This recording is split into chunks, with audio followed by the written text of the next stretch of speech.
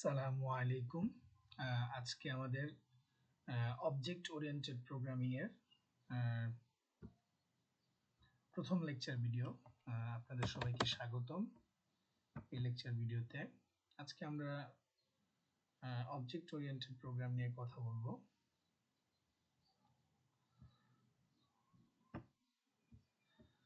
আচ্ছা, আমরা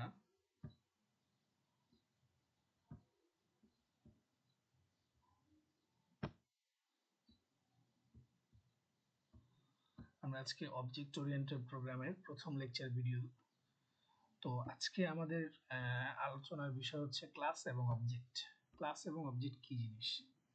তো আমি সাপোজ এখানে একটা জাভা ফাইল ক্রিয়েট করে নিই, student.java। তো একটা জিনিস মনে রাখবেন, আপনি যেই নামে ফাইলটা ক্রিয়েট করতেছেন ওই নামে ক্লাসটা হওয়া লাগবে। যেমন পাবলিক ক্লাস স্টুডেন্ট, ওই নামে একটা ক্লাস নিলাম। এখন এই যে আমি যেহেতু ফাইল নামে একটা স্টুডেন্ট ক্রিয়েট করেছি, তাহলে আমাকে এখানে মানে স্টুডেন্ট নামে একটা ফাইল ক্রিয়েট করেছি, তাহলে আমাকে এখানে ক্লাসটাও স্টুডেন্ট নামে হতে হবে, না হলে কিন্তু এরর দিবে। বিএস কোডে কাজ করতে হলে কিন্তু এরর দিবে, ঠিক আছে? তো আমাদের ক্লাসটার অ্যাক্সেস স্পেসিফায়ার হচ্ছে পাবলিক, মানে এটা যে কোনো জায়গা থেকে অ্যাক্সেস করা যাবে। তো আমি সাপোজ এখানে এই স্টুডেন্ট ক্লাসের কিছু ভেরিয়েবল ডিক্লেয়ার করে নেই। যেমন স্টুডেন্টের কি থাকতে পারে, নেম থাকতে পারে, স্টুডেন্টের কি থাকতে পারে, এজ থাকতে পারে, তারপর হচ্ছে স্টুডেন্টের হচ্ছে ইউনিভার্সিটি নেম থাকতে পারে,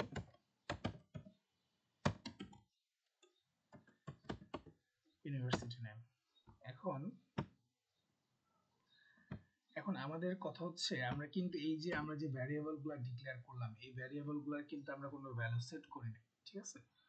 তো এখন এই ভ্যারিয়েবল গুলাকে আমরা কিভাবে অ্যাক্সেস করতে পারবো এবং এগুলোর ভ্যালু কিভাবে সেট করতে পারবো, সেজন্য হচ্ছে আমাদেরকে এই ক্লাসের আন্ডারে একটা অবজেক্ট ক্রিয়েট করতে হবে। তাহলে আমরা যদি অবজেক্ট ক্রিয়েট করতে চাই, ফার্স্ট হচ্ছে আমাদের মেইন ফাংশনটা নিতে হবে, psvm, ঠিক আছে?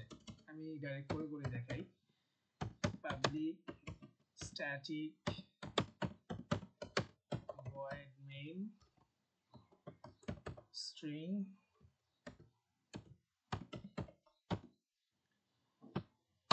args।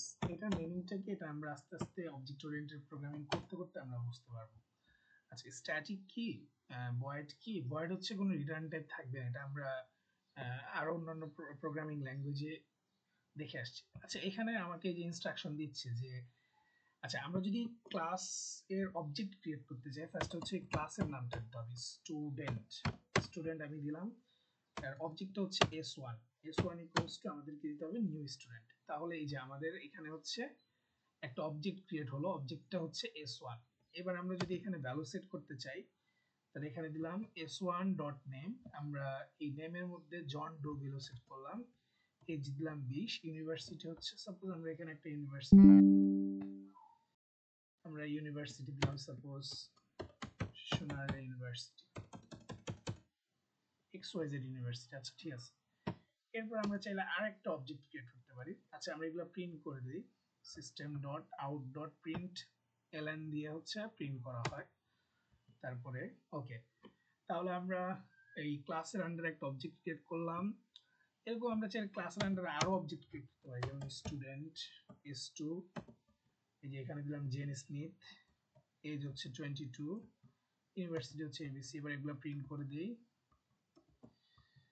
ঠিক আছে? তাহলে আমাদের এই ক্লাসের আন্ডারে আমরা চাইলে অনেকগুলো অবজেক্ট ক্রিয়েট করতে পারি, ঠিক আছে? কিন্তু এখানে বিষয়টা হচ্ছে, এই যে ক্লাসের আন্ডারে বারবার অবজেক্ট ক্রিয়েট করা, এতে কিন্তু আমাদের কোডটা এফিশিয়েন্ট হচ্ছে না, মানে আমাদের জায়গা অনেক বেশি লাগতেছে। তো এটার জন্য আমাদেরকে চিন্তা করতে হয় মেথড নিয়ে। মেথড যদি আমরা ক্রিয়েট করি, বিশেষ করে প্যারামিটারাইজড কিছু মেথড যদি আমরা ক্রিয়েট করতে পারি, তাহলে ওই প্যারামিটারগুলোর মধ্যে যদি আমরা ভ্যালু পাস করে দিই, তাহলে কিন্তু আমাদের মানে কোড অনেক এফিশিয়েন্ট হবে। এগুলো আমরা আস্তে আস্তে দেখবো। তো আজকে হচ্ছে আমরা প্রথমে দেখলাম ক্লাস কি। ক্লাস হচ্ছে একটা ব্লুপ্রিন্ট, অবজেক্টের একটা ব্লুপ্রিন্ট, আর অবজেক্ট হচ্ছে ক্লাসের মধ্যে যে আমাদের যে অ্যাট্রিবিউটস বা যেগুলোকে আমরা ভ্যারিয়েবল বলি ওগুলোকে অ্যাক্সেস করার জন্য আমাদেরকে অবজেক্ট ডিক্লেয়ার করতে হয়। দেন হচ্ছে ওই অবজেক্টের মধ্যে হচ্ছে আমাদের ভ্যালুগুলো সেট করেছি, সেট করে হচ্ছে আমরা ওই ভ্যালুগুলোকে প্রিন্ট দিয়েছি। ঠিক আছে, এখানে আমরা দুইটা অবজেক্ট ক্রিয়েট করছি, এরকম চাইলে আরো তিনটা চারটা পাঁচটা যে যতটা, মানে একটা স্টুডেন্ট ক্লাসের মধ্যে তো অনেকজন স্টুডেন্ট থাকে, তাহলে প্রত্যেকটা স্টুডেন্ট এক একটা অবজেক্ট হতে পারে। ঠিক আছে, প্রত্যেক